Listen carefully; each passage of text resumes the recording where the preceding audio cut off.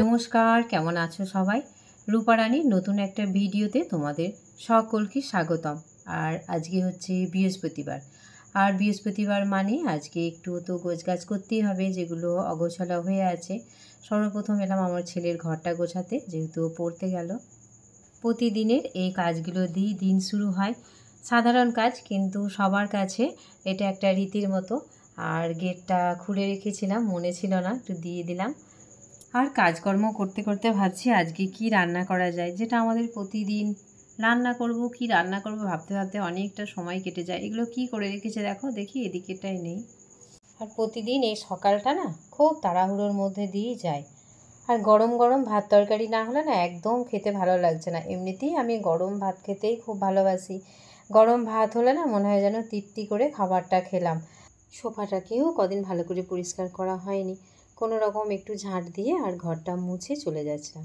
আজকে ভাবলাম একটু পরিষ্কার না করলেই নয়।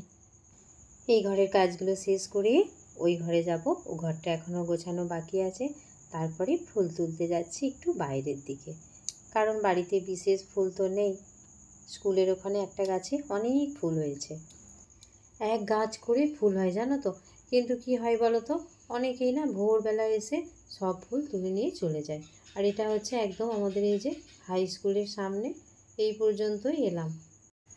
যদি একটু এগিয়ে যেতে পারতাম তাহলে অনেক ফুল পেতাম, কিন্তু আজকে আর সেই সময়টুকু আমার নেই। তার জন্য বাড়ি চলে এলাম। এসে বাড়ির বাকি কাজগুলো করতে আরম্ভ করে দিলাম। জলের পাত্রটা রেখে আমি পাখিটাকে আগে খেতে দিই।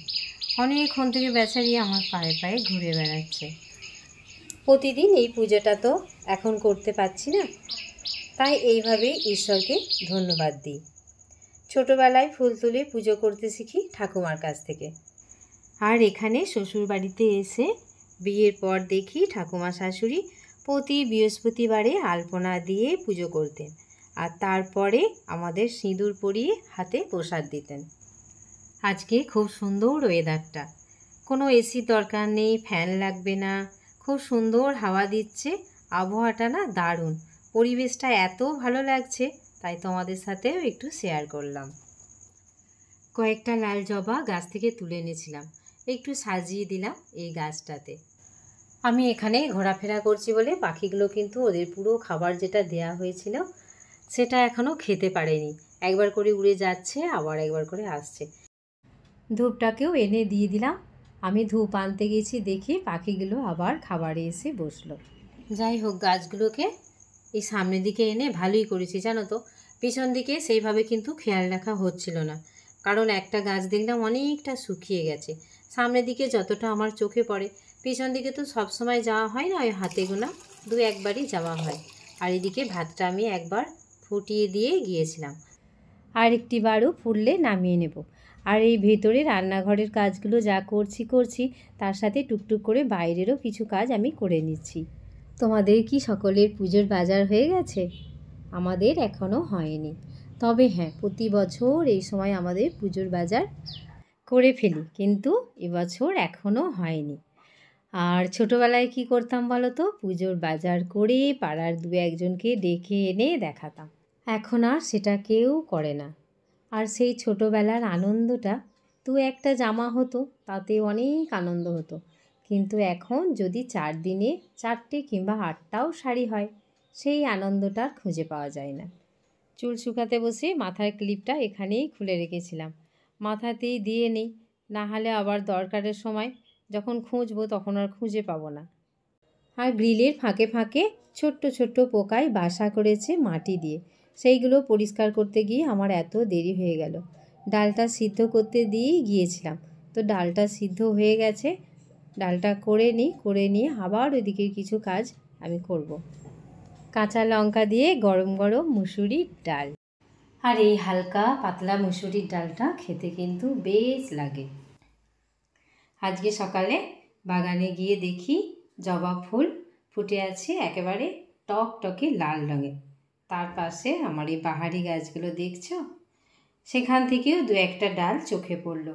রঙে গন্ধে বাগানটা একেবারেই আলাদা, তাই এর মধ্যে থেকেই যত্ন করে ভেঙে নিলাম কয়েকটা ডাল। ফুলদানিটা আগে থেকেই পরিষ্কার করে রেখেছি। চলো এই ফুল আর এই ডালগুলোকে আমার ফুলদানিতে খুব সুন্দর করে সাজিয়ে দিই। সবুজ পাতার মাঝে জবা ফুলটা কি সুন্দর ফুটছে দেখো, আর এর সাথে ঘরের কোণটাও একেবারেই বদলে গেল। রং আছে, গন্ধ আছে, আর আমার নিজের হাতে সাজানোই আনন্দ। এই ছোট ছোট কাজগুলো এমন কিছুই না, কিন্তু মনটা অনেক ভালো হয়ে যায়। আজকে অনেকটা সকালে খাওয়া দাওয়া করেছি, আর এখন খিদেও পেয়ে গেছে, কিন্তু এই কাজগুলো কমপ্লিট না করে খেতেও পারবো না। এখনও কয়েকটা কাজ পড়ে আছে, সেগুলোকে করে নিই, তারপরে হালকা করে একটু কিছু খেয়ে নেব। আগে স্নানটা করে নেব, তারপরেই খাবো। ব্যাস এই পর্যন্তই। আজকে ঘরে বিশেষ কিছু খাওয়ার জিনিস নেই, তবে 2 পিস কেক আছে আর 2টো লাড্ডু আছে। ওই দুটোই একটু খেয়ে নিয়ে আবার রান্নাবান্নার দিকে যাব। তবে রান্নাবান্নারও বিশেষ কিছু নেই, ওই ডালটা করলাম, আর হচ্ছে তোমার একটু কচু আছে, কচুটা ভাতে দিচ্ছি, মানে সিদ্ধ করব, আর আলু সিদ্ধ করব, আর পটল ভাজবো, আর উচ্ছে ভাজা, এইগুলো দিই। আর হ্যাঁ, একটু পোস্ত হবে। ভিডিওটা ভালো লাগলে একটা লাইক করো, সাবস্ক্রাইব করো, আর একটা ছোট্ট কমেন্ট করো। তোমাদের সাথে আমার আবারও অনেক গল্প বাকি আছে।